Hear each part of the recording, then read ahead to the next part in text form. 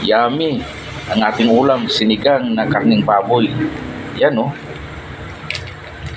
Yan, napakasarap. Yan oh.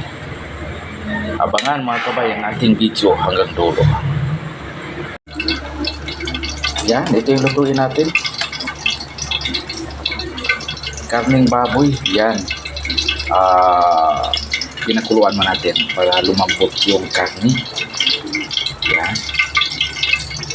Pag ito'y lumambot na, ilagay natin yung ibang panghalo natin ito.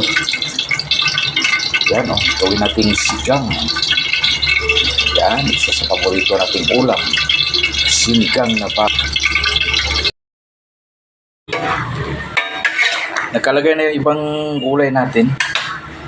Yan, isunod natin mamaya yung talong at saka yung dahon. Yan.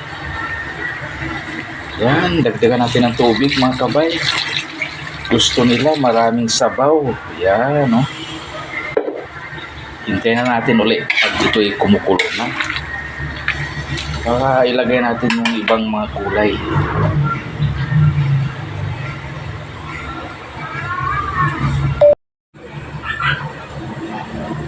Okay, nakalagay na yung ating ibang kulay.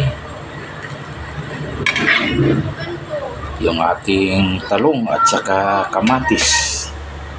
Ayan. Isunod natin mamaya yung dahon, yung kangkong. Then timplahan natin mga kabay. Ayan o.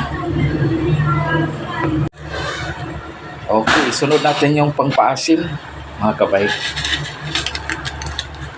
Yung ating mga seasoning, yung magic sarap at saka pangpaasim, bitsin.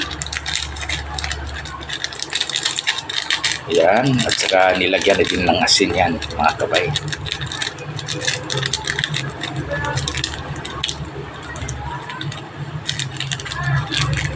Yan.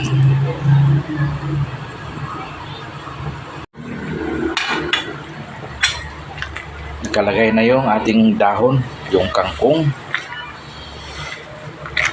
Yan o, kumukulo na mga kabay. Malapit na nating hainin ito.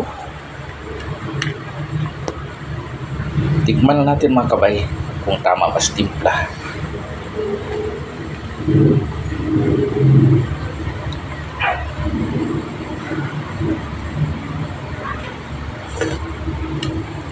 Okay.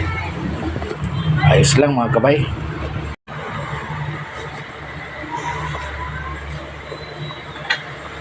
Okay, luto na ang ating niluluto na sinigang na karning baboy. Hainin natin mga kabay para makakain na ang lahat.